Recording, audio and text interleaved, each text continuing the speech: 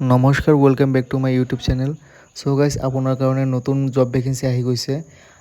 IBPSৰ ফালৰ পৰা নতুন জব আহিছে, প্ৰায় 13,217 পোষ্ট আহি গৈছে।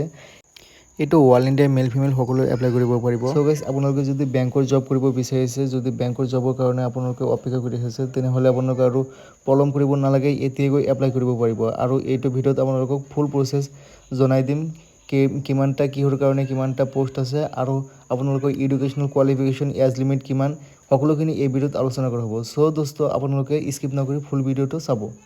আৰু ইয়াৰ যিটো অৰ্গেনাইজেশ্যন নেম আছে institute of personal banking selection, আৰু ইয়াৰ টোটাল ভেকেঞ্চি আছে 13,217।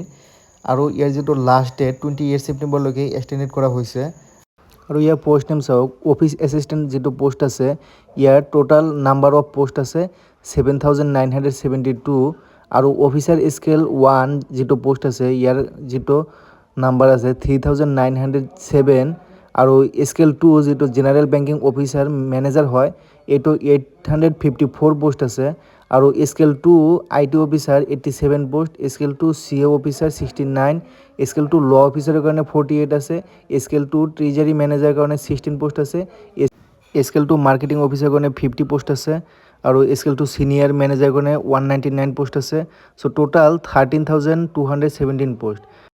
আৰু এতিয়া চাওক ইয়াৰ এডুকেশ্যনেল কোৱালিফিকেশ্যন, অফিচ এছিষ্টেণ্ট যিটো পোষ্ট আছে ইয়াৰ কাৰণে বেচেলাৰ ডিগ্ৰী থাকিব লাগিব আপোনালোকক। চ' আপোনালোকে অল ইণ্ডিয়া যিকোনো এটা ইউনিভাৰ্চিটিৰ পৰা কমপ্লিট কৰিলেই হ'ল। আৰু যিটো অফিচাৰ স্কেল 1 আছে ইয়াৰ কাৰণেও বেচেলাৰ ডিগ্ৰী থাকিব লাগিব। আৰু officer scale 2 general banking officer যিটো আছে তাৰ কাৰণে আপোনালোকৰ বেচেলাৰ ডিগ্ৰী থাকিব লাগিব, লগতে 50% মাৰ্কছ থাকিব লাগিব 2 ইয়াৰ্ছৰ। আৰু officer scale 2 information technology officer যিটো আছে তাৰ কাৰণে আপোনালোকৰ বেচেলাৰ ডিগ্ৰী ইন ইলেক্ট্ৰনিক্স, নাইবা কমিউনিকেশ্যন, নাইবা কম্পিউটাৰ, নাইবা ছায়েন্স, ইনফৰমেশ্যন টেকন'লজি, আৰু এটলিষ্ট 50% মিনিমাম মাৰ্ক লাগিব, আৰু 1 ইয়াৰ পোষ্ট এক্সপিৰিয়েঞ্চ থাকিব লাগিব। আৰু অফিচাৰ স্কেল 2 চাৰ্টাৰ্ড একাউণ্ট যিটো আছে ইয়াৰ কাৰণে পাৰ CA examination from ICAI India, আৰু 1 ইয়াৰ এক্সপিৰিয়েঞ্চ থাকিব লাগিব। অফিচাৰ স্কেল 2 ল officer bachelor degree in LLB থাকিব লাগিব আপোনালোকৰ। আৰু ট্ৰেজাৰী অফিচাৰ যিটো আছে স্কেল 2 ইয়াৰ কাৰণে degree in CA or MBA finance with 1 year post experience থাকিব লাগিব। চিমিলাৰলি ইয়াত আৰু আৰু কেইটা আছে, চ' চাই লওক আপোনালোকে।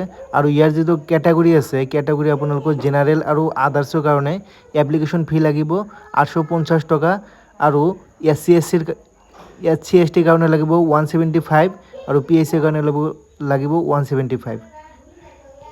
আৰু পে'মেণ্ট মেথডটো হ'ব আপোনালোকৰ ক্ৰেডিট কাৰ্ড, ডেবিট কাৰ্ড, আপোনালোকৰ নেট বেংকিং UPI ইয়াৰ যোগেদি দিব পাৰিব।